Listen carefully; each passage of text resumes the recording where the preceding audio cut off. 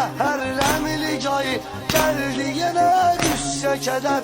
Hardadır şah Kərbəla, hardadır 72 nəfər? Hüseynə qalxan əllərə gələydi kaş ki bir xətər.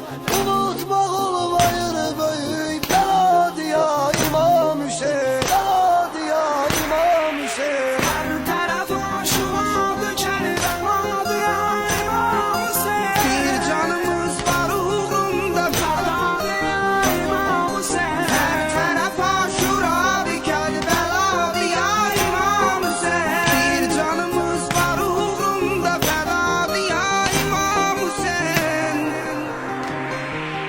Alışdı yandı cismin hadalovlu gün şüvasına. Yetişdi Cebrail ve kölge saldı pak şimasına. Dedin ki girme aşık ile meşğulun arasına. Bu ağla sığmayan kadar vefadı ya İmam Hüseyin.